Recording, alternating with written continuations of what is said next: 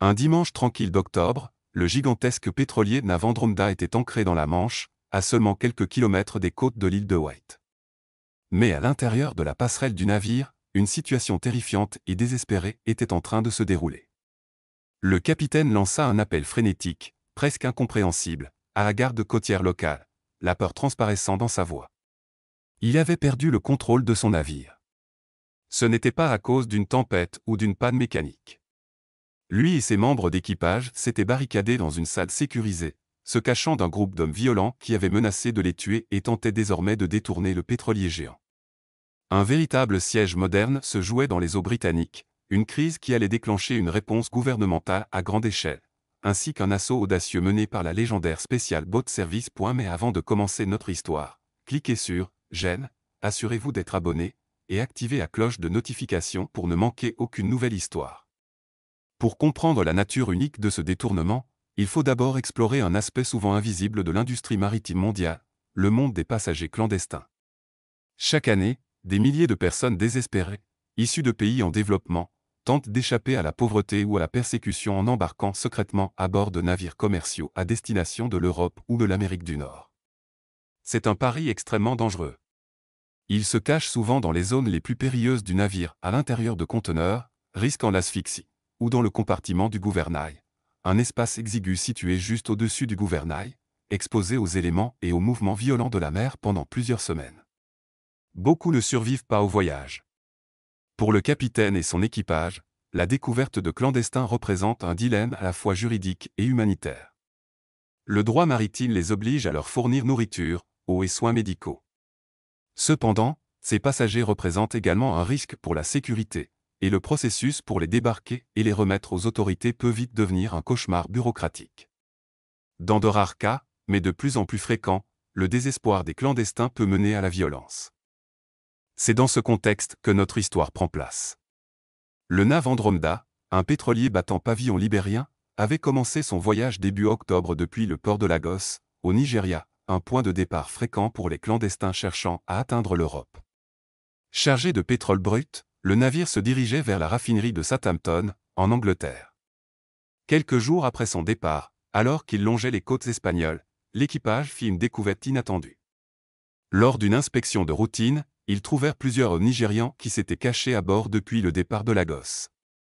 Conformément au protocole maritime international, le capitaine grec et son équipage leur fournirent nourriture et eau, et les enfermèrent dans une cabine en attendant leur arrivée au Royaume-Uni, où ils seraient remis aux autorités de l'immigration.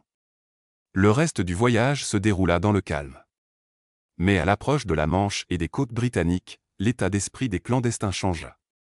Ils savaient que leur arrivée ne signifierait pas le début d'une nouvelle vie, mais leur arrestation et, très probablement, leur expulsion vers le pays qu'ils avaient risqué leur vie pour fuir. Leur désespoir se transforma en agressivité. Ils s'échappèrent de la cabine et commencèrent à errer sur le pont du gigantesque navire. L'équipage rapporta qu'ils étaient devenus violents, proférant des menaces et brandissant des armes de fortune.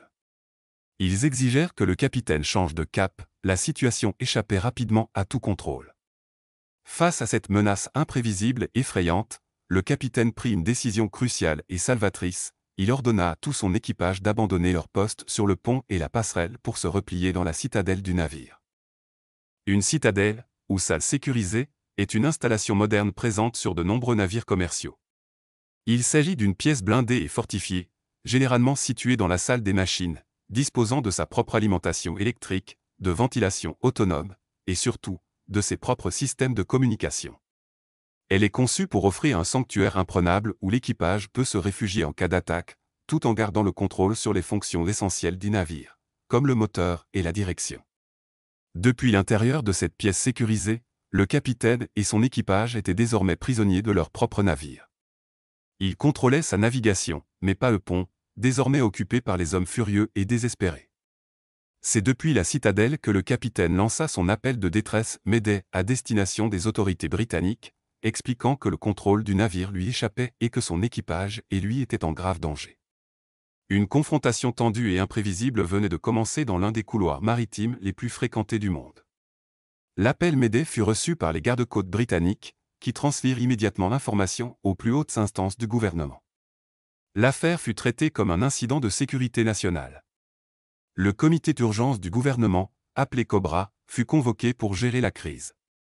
Pendant plusieurs heures, les autorités tentèrent d'établir un contact avec les clandestins sur le pont, mais leur comportement était erratique, et leurs exigences, floues. Et la plus grande crainte était qu'ils tentent, dans leur panique, d'échouer le pétrolier sur la côte, un acte qui aurait pu provoquer une catastrophe environnementale. Face à l'impasse, le gouvernement britannique prit la décision d'autoriser l'usage de la force militaire. Il fit appel à l'une des unités de forces spéciales les plus secrètes et les plus entraînées au monde, la Special Boat Service, SBS. Pour comprendre la puissance de cette intervention, il faut connaître la SBS.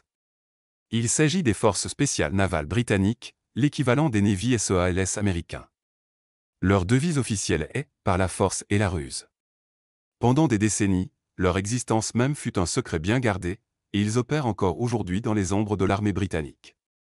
Leur sélection et leur formation figurent parmi les plus dures au monde, une épreuve impitoyable d'endurance physique et psychologique. Spécialistes du contre-terrorisme maritime, ils sont experts en sauvetage d'otages, abordage de navires et opérations amphibies dans les environnements les plus périlleux. En somme, ce sont eux que l'on appelle quand l'échec n'est pas une option. Et le potentiel détournement d'un pétrolier, en eau britannique, en faisait exactement partie. À la tombée de la nuit sur la Manche, l'opération fut lancée, Opération Nimbus. Sous le couvert de l'obscurité, une équipe de soldats de la SBS, appuyée par la Royal Navy, fut déployée. Des hélicoptères militaires et Merlin et Wilka décollèrent de leur base. Ils volèrent à basse altitude, à grande vitesse, presque invisibles dans le ciel nocturne. En quelques minutes, ils arrivèrent au-dessus du navire Andromeda. Dans un impressionnant déploiement de vitesse et de précision, les commandos de la SBS, habillés de noir et lourdement armés, descendirent en rappel sur le pont du pétrolier en mouvement. L'assaut fut un modèle de vitesse, de surprise et de force maîtrisée. En quelques minutes seulement, du moment où le premier commando toucha le pont jusqu'au retour au cale, la SBS avait repris le contrôle total du navire. Ils fouillèrent le navire de fond en comble, maîtrisèrent et arrêtèrent tous les clandestins, surpris et rapidement neutralisés, sans tirer un seul coup de feu. L'opération fut un succès total. Une fois la menace neutralisée, les soldats de la SBS se rendirent à la citadelle et informèrent le capitaine que son navire était désormais sécurisé. Les membres de l'équipage sortirent de la salle sécurisée, secoués mais indemnes. Ils étaient restés piégés dans la citadelle pendant plusieurs heures, écoutant le chaos qui se déroulait sur le pont au-dessus d'eux, leur sort incertain. La réaction rapide de leur capitaine, qui leur avait ordonné de se replier dans la citadelle, leur avait sans aucun doute évité d'être blessés. Les passagers clandestins nigérians furent arrêtés, soupçonnés d'avoir tenté de s'emparer du navire ou d'en avoir pris le contrôle par la force, puis emmenés à terre pour être interrogés par la police. Le navire Andromeda, désormais de nouveau sous le contrôle de son équipage légitime, fut escorté jusqu'au port de Southampton. Mais l'histoire prit, en fin de compte, un dernier tournant complexe. Après une longue enquête, les autorités judiciaires britanniques décidèrent d'abandonner les charges contre les clandestins. L'enquête conclut que, bien que leurs actions aient été menaçantes et aient provoqué un important incident de sécurité, ils n'avaient pas eu l'intention de détourner le navire au sens traditionnel du terme, comme dans un acte de piraterie. Ils n'étaient pas des criminels organisés cherchant à obtenir une rançon. C'étaient des réfugiés désespérés qui, dans un moment de panique et de frustration, avaient proféré des menaces violentes. Leur histoire était complexe, mettant en lumière le profond désespoir qui alimente la crise mondiale des passagers clandestins. L'incident à bord du navire Andromeda est une histoire puissante et dramatique du monde maritime contemporain. C'est un témoignage du courage sans froid d'un capitaine et de son équipage, qui ont suivi leur formation et utilisé les technologies à leur disposition pour se protéger. C'est aussi une démonstration impressionnante de la précision létale et de l'expertise de l'une des unités de force spéciales les plus élites du monde. Et enfin, c'est un rappel à la fois complexe et bouleversant que, dans notre monde interconnecté, les grands drames des mers ne sont souvent pas causés par une simple cupidité, mais par une quête humaine désespérée et tragique pour une vie meilleure.